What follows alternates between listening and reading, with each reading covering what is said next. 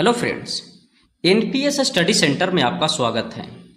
आज हम एनटीपीसी का प्रीवियस पेपर 4/3/2021 का लेके आए हैं, जो एनटीपीसी का प्रीवियस पेपर बना था 2021 में। अगर हम बात करते हैं आज के पेपर का, तो आज का एनालिसिस देखिएगा, और जो भी एनटीपीसी का कैंडिडेट तैयारी कर रहे हैं उसको पहले ओरिजिनल पेपर से अपना अनुभव लगाना चाहिए कि किस सब्जेक्ट से कितना क्वेश्चन बन रहा है। आपको बता देते हैं कि इसमें मैथ से जो बनेगा वो मैथ सेशन से आता है 30 क्वेश्चन। रीजनिंग का अगर बात करिएगा तो रीजनिंग से क्वेश्चन भी देखने को मिलेगा 30, और जीए का अगर बात करिएगा तो जीए से आपको देखने को मिलेगा 40 क्वेश्चन। ये बात किए हम पीटी का, इसी में बढ़ा लीजिएगा, मैथ 5 बढ़ता है तो 35 हो जाता है मेंस के लिए। अगर बात करते हैं रीजनिंग का तो रीजनिंग भी हो जाता है 35 मेंस के लिए, और जीए का बात करिएगा तो इसमें भी 10 जुड़ जाता है और 50 हो जाता है मेंस के लिए। लेकिन आपको बता देता है कि इसमें कोई भी सिलेबस में बदलाव नहीं हुआ है, सिर्फ नंबर ऑफ क्वेश्चन बढ़ाया जाता है। अगर इस वेटेज का बात करते हैं जीए का, तो जीए में 7 से 8 क्वेश्चन आपको करंट अफेयर्स देखने को मिलेगा, जो प्रीवियस पेपर जिसे बताते हैं आपको कि अगर 24 में पेपर होने वाला है या 25 में होगा, तो 24 का करंट अफेयर्स पढ़िए, जो हम मंथली करवा रहे हैं। जनवरी, फरवरी और मार्च भी मेरा ख़त्म हो गया है सेशन, जो मंथली करवा रहे हैं। और इसी से 50 क्वेश्चन हम संडे के ऑब्जेक्टिव लेके आते हैं, जो मिक्सिंग रहता है करंट अफेयर्स का, तो वो देखिए, और उससे बाहर नहीं जाएगा। और पर डे सेशन आता है सुबह 7 बजे। सब स्पेशल हम न्यूमेरिकल भी लाते रहेंगे, 15-20 का मिनट का सेशन रहेगा, और बाद बाकी उसका ओरिजिनल पेपर भी हम करवाएंगे। तो आप एक कड़ी बांध के मेहनत करिए इस चैनल से जुड़ के। हम आपको बता देते हैं हूबहू ओरिजिनल पेपर से आपको हम एनालिसिस करवाएंगे, और जो भी क्वेश्चन हम ऑब्जेक्टिव लेके आएंगे ओरिजिनल पेपर से ही करवाएंगे। अब चलते हैं सेशन पर। आज का जो एनालिसिस है वो 4/3/2021 का पेपर है एनटीपीसी का, उसका आज हम एनालिसिस करेंगे। तो पहला प्रश्न देखेंगे। इस प्रश्न में बोला गया है कि बताइए कि पश्चिम घाट और पूर्वी घाट की पहाड़ियाँ मिलते हैं, मतलब पश्चिमी घाट और पूर्वी घाट को कौन बीच में मिलाता है? तो मिलाता है नीलगिरी की पहाड़ियाँ। कौन मिलाता है? तो नीलगिरी की पहाड़ियाँ से मिलते हैं। बोलेगा कि पश्चिम घाट और पूर्वी घाट, पश्चिम घाट और पूर्वी घाट को कौन सी पहाड़ियाँ से मिलती है? तो नीलगिरी की पहाड़ियाँ से मिलती है। किससे? तो नीलगिरी की पहाड़ियाँ से मिलती है। अगर हम बात करते हैं पश्चिम घाट का, तो पश्चिम घाट को सह्याद्री के नाम से जाना जाता है। सह्याद्री के नाम से जाना जाता है। पश्चिमी घाट को किस नाम से जाना जाता है? सह्याद्री के नाम से। और इसी को हम पश्चिमी घाट को भी बोलते हैं कोंकण तट। क्या बोलते हैं? तो कोंकण तट बोलते हैं। कोंकण तट भी बोलते हैं किसको? तो कोंकण तट बोलते हैं पश्चिमी घाट को। अगर यही बात करते हैं अगर पूर्वी घाट के बारे में, तो पूर्वी घाट को हम बोलते हैं कोरोमंडल। कोरोमंडल तट, कोरोमंडल तट होता है, कोरोमंडल तट होता है पूर्वी घाट को। पूर्वी घाट को क्या कहते हैं? तो कोरोमंडल तट कहते हैं, कोरोमंडल तट कहते हैं। अगले प्रश्न पर देखिएगा, इस तत्व के परमाणु संख्या और उस तत्व के प्रत्येक परमाणु नाभिक में मौजूद संख्या के बराबर होता है। आपको बताते हैं कि बोला है कि इस तत्व की परमाणु संख्या, एटॉमिक नंबर, और प्रत्येक परमाणु के नाभिक में मौजूद संख्या के बराबर होता है। आपको पता है कि नाभिक की जो खोज किया था वो किया था कौन? तो नाभिक की खोज किया था रदरफोर्ड ने। कौन किया था? तो रदरफोर्ड में। आपको बताते हैं कि ये नाभिक है, और बताते हैं कि ये है जो मानते कक्षा है। तो नाभिक में पाया जाता है न्यूट्रॉन और प्रोटॉन, न्यूट्रॉन और प्रोटॉन पाया जाता है। आपको पता है कि मानते हैं कि प्रोटॉन ये जो है, ये प्रोटॉन जो होता है, प्रोटॉन अगर बताते हैं कि जो प्रोटॉन है जो परमाणु संख्या के बराबर होता है, परमाणु संख्या के बराबर होता है। लेकिन एक सेकंड बताते हैं पूरा बढ़िया से। ये बताइए कि हम यहाँ बताते हैं, स्पेस नहीं था। मानते हैं कि प्रोटोनों की संख्या, नाभिक में तो समझ गए कि प्रोटॉन और न्यूट्रॉन होता है। अब प्रोटोनों की संख्या जो होता है, प्रोटोनों की संख्या होता है जो एटॉमिक नंबर के बराबर होता है। एटॉमिक नंबर मतलब परमाणु संख्या के बराबर होता है। परमाणु संख्या के बराबर होता है, परमाणु संख्या के बराबर होता है। और साथ में इलेक्ट्रॉन संख्या के भी बराबर होता है। अब कहिएगा कि इलेक्ट्रॉन संख्या के कभी कभी तो बराबर नहीं होगा, क्योंकि इलेक्ट्रॉन संख्या अगर बोलेगा तो प्रोटॉनों की संख्या, परमाणु संख्या, इलेक्ट्रॉनों की संख्या बराबर होता है। लेकिन अगर इलेक्ट्रॉन में धनावेशित और ऋणावेशित लगा दिया, धनावेशित और ऋणावेशित लगा दिया, तो उस समय प्रोटॉनों की संख्या और परमाणु संख्या और इलेक्ट्रॉनों की संख्या बराबर नहीं होता है, बस ये दोनों बराबर रह जाता है। अगर हम बोल दिए कि अगर प्रोटॉनों की संख्या और ये बताइए कि इलेक्ट्रॉनों की संख्या अगर धनावेशित है, ऋणावेशित है, हम बोल दिए कि ऋणावेशित है, रीना वेशित है। तो रीना वेशित अगर हम बोल दिए तो समझिएगा ये बराबर नहीं होगा। अगर वही बोल दिए कि अगर मानते हैं इलेक्ट्रॉनों की संख्या धनावेशित है, धनावेशित है, तो ये भी बराबर नहीं होगा। इसका कंसेप्ट जब केमिस्ट्री में पढ़िएगा, परमाणु संख्या जब एटॉमिक नंबर पढ़ाएंगे वहाँ, तो वहाँ हम बताएंगे आपको, वो भी हम सेशन लेके आएंगे। यहाँ समझ जाइए ये कि प्रोटॉनों की संख्या परमाणु संख्या और इलेक्ट्रॉनों की संख्या बराबर होता है। लेकिन एक बात यहाँ समझ जाइएगा कि प्रोटॉनों की संख्या परमाणु संख्या हमेशा बराबर होता है, हमेशा, ये कहीं भी चेंज नहीं होता। परमाणु संख्या और प्रोटॉनों की संख्या हमेशा बराबर होता है। इसीलिए प्रश्न पूछ लिया था प्रोटॉनों की संख्या परमाणु संख्या के बारे में। इलेक्ट्रॉन की संख्या न पूछने की वजह यही है कि कभी कभी अगर वो धनावेशित और ऋणावेशित दे देता है तो वो बराबर नहीं होता है। एग्जाम्पल के तौर पर आपको बता देते हैं। एग्जाम्पल में जैसे हम सोडियम ले लिए, तो आपको पता है कि सोडियम का परमाणु संख्या होता है 11, और ये बताइए कि द्रव्यमान संख्या कितना होता है, तो द्रव्यमान संख्या होता है 23। ठीक है, ये बताइए, ये तो हो गया परमाणु संख्या। ठीक है, एक और ऑप्शन लेते हैं, मानते हैं कि सोडियम पर हम चढ़ा दिए प्लस धनावेशित बोल दिए। ठीक है, तो ये बताइए अगर यहाँ प्रोटॉनों की संख्या और एटॉमिक नंबर देते हैं, शॉर्ट में एटॉमिक नंबर, और इलेक्ट्रॉनों की संख्या बोलेगा तो 11 ही होगा। लेकिन अगर यहाँ बोल दे कि यहाँ क्या होगा, तो यहाँ आपको देखिएगा चेंज हो जाएगा। यहाँ चेंज ऐसे होगा, देखिएगा, अगर यहाँ चेंज होगा कि यहाँ प्रोटॉनों की संख्या, और अगर एटॉमिक नंबर पूछेगा, एटॉमिक नंबर पूछेगा तो 11 ही होगा।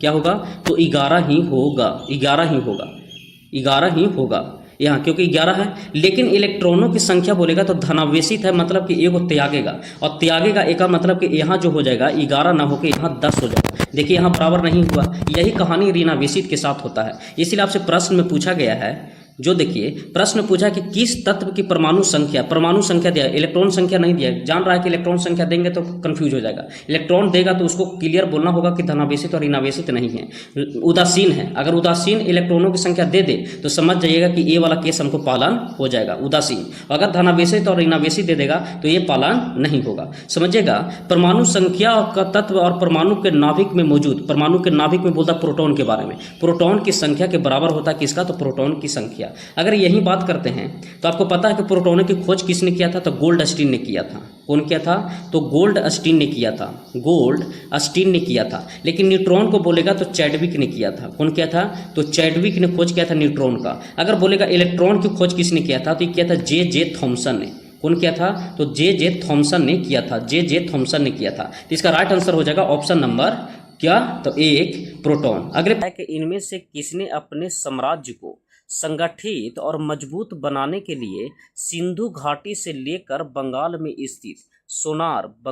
स्थित सोनार घाटी तक शाही रॉयल सड़क का निर्माण कराया, और जिसके नाम पर ब्रिटिश काल के दौरान बदलकर इसे जीटी रोड कर दिया गया था। इसको जीटी रोड नाम रखा गया था। बोला कि इनमें से किसने अपने साम्राज्य को संगठित एवं मजबूत बनाने के लिए सिंधु घाटी से लेकर बंगाल में स्थित सोनार घाटी तक के शाही सड़क का निर्माण करवाया था, और जिसके नाम से ब्रिटिश काल के दौरान बदलकर जीटी रोड रख दिया गया। तो ये जीटी रोड किसने लाया था, तो जीटी रोड का निर्माण करवाया था शेरशाह सूरी ने, शेरशाह सूरी। और बात करेंगे हम 1939 में, और एक युद्ध हुआ था 1940 में। 1940 और 1939 में शेरशाह सूरी, और बात करेगा हुमायूं के साथ, शेरशाह सूरी और हुमायूं के बीच 2 युद्ध हुआ था। 1939 में चौसा का युद्ध हुआ, 1939 में चौसा का युद्ध हुआ, और 1940 में कनौज का युद्ध हुआ था। 1940 में कनौज का युद्ध हुआ था, किसके किसके बीच, तो शेरशाह सूरी और हुमायूं के बीच हुआ था। तो राइट आंसर हो जाएगा ऑप्शन नंबर 2। अगले प्रश्न देखिएगा, इस प्रश्न में कहा गया है कि भारत ने पोखरण में अपना दूसरा परमाणु परीक्षण किस वर्ष किया था। भारत ने पोखरण में अपना दूसरा परमाणु परीक्षण कब किया था, तो दूसरा परमाणु परीक्षण किया था 1998 में। अगर हम बात करेंगे कब किया था, तो 11 मई 1998 में, 11 मई 1998 में किया था। अगर बात करेगा कि इसका कोड नेम क्या था, कोड नेम का अगर बात करेगा तो कोड नेम हुआ था ऑपरेशन शक्ति, नाम रखा गया था ऑपरेशन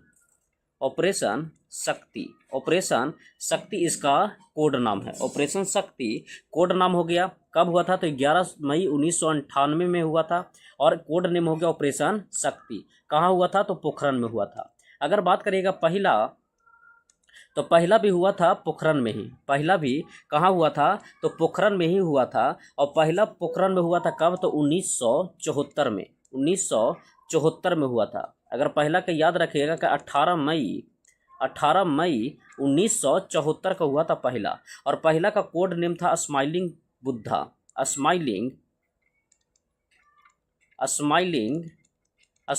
बुद्धा था, स्माइलिंग बुद्धा था। तो पहला का कोड नाम क्या था, तो स्माइलिंग बुद्धा था। दूसरा का क्या नाम था, तो ऑपरेशन शक्ति था।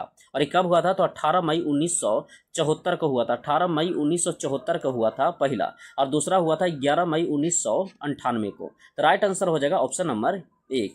अगले प्रश्न देखिएगा, इस प्रश्न में कहा गया है कि थियोफ्रेस्टस निम्न में से किसका जनक कहा जाता है। थियोफ्रेस्टस को किनका जनक कहा जाता है, तो वनस्पति विज्ञान के जनक किसको कहा जाता है, तो थियोफ्रेस्टस को कहा जाता है। अगर हम बात करते हैं जंतु विज्ञान का, तो जंतु विज्ञान के जनक को हम अरस्तु कहते हैं।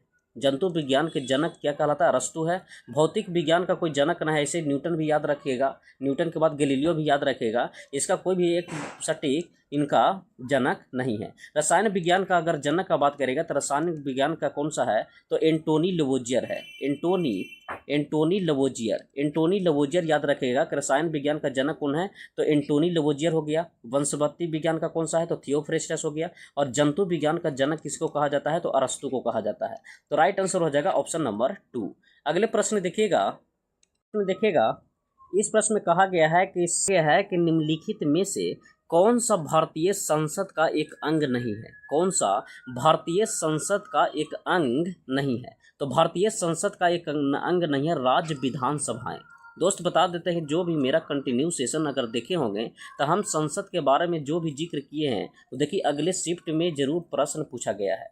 तो अगर बात करिएगा कि संसद का अंग का बात करिएगा, तो संसद के अंग में, माफ करिएगा 1 सेकंड, अगर संसद का अंग का बात करते हैं कि संसद का अंग में, तो अंग होते हैं 3। अंग कितने होते हैं, तो अंग होते हैं 3, जिसमें राष्ट्रपति हो गए, राज्यसभा हो गए और लोकसभा हो गए। तो अंग 3 हो गए, कौन कौन, तो प्रेसिडेंट हो गए, लोकसभा हो गए और राज्यसभा हो गए। अगर बात करते हैं संसद का कि संसद का सदन कितने होते हैं, तो सदन भी याद रखेगा, 2 सदन होता है, एक होता है लोकसभा और दूसरा होता है राज्यसभा। अगर लोकसभा का आर्टिकल का अगर बात करेगा, तो लोकसभा का आर्टिकल याद रखेगा अनुच्छेद 81 में, और राज्यसभा का आर्टिकल होता है 80 में। अगर बात करेगा कि संसद का आर्टिकल कितना है, तो संसद का अनुच्छेद है 79 में जिक्र हुआ है। तो राइट आंसर हो जाएगा ऑप्शन नंबर 4, जो संसद का अंग नहीं है। अगले प्रश्न देखिएगा, इस प्रश्न में कहा गया है स्वतंत्र भारत के पहले गवर्नर जनरल कौन थे। तो स्वतंत्र भारत के पहले गवर्नर जनरल थे कौन, तो लॉर्ड माउंटबेटन थे। लॉर्ड माउंटबेटन स्वतंत्र भारत के पहले गवर्नर जनरल थे। अगर स्वतंत्र भारत के भारतीय गवर्नर पूछेंगे कि स्वतंत्र भारत के भारतीय गवर्नर कौन थे, तो सी राजगोपालाचारी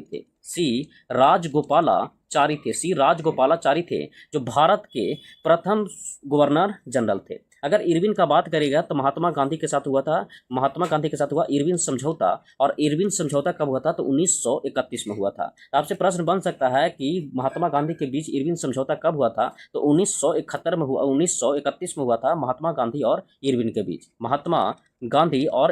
बीच हुआ था। तो राइट आंसर हो जाएगा ऑप्शन नंबर 2। अगले प्रश्न देखिएगा, इस प्रश्न में कहा गया है कि विश्व स्वास्थ्य संगठन का मुख्यालय इनमें से किस स्थान पर है। विश्व स्वास्थ्य संगठन का मुख्यालय कहाँ है, तो जिनेवा में है। जिनेवा में WHO का मुख्यालय हो गया। फिर बात करिएगा कि वर्ल्ड ट्रेड ऑर्गेनाइजेशन WTO का भी हेडक्वार्टर कहाँ पड़ता है, तो जिनेवा में पड़ता है। ILO इंटरनेशनल लेबर ऑर्गेनाइजेशन का भी हेडक्वार्टर कहाँ पड़ता है, तो जिनेवा में पड़ता है। अगर न्यूयॉर्क का बात करिएगा, तो न्यूयॉर्क का हेडक्वार्टर किसका पड़ता है, तो पूछेगा कि UN का हेडक्वार्टर कहाँ पड़ता है, तो न्यूयॉर्क में पड़ता है। अगर यूनिसेफ का बोलेगा कि बताइए यूनिसेफ का हेडक्वार्टर कहाँ पड़ता है, तो यूनिसेफ का भी हेडक्वार्टर कहाँ पड़ता है, तो न्यूयॉर्क में पड़ता है।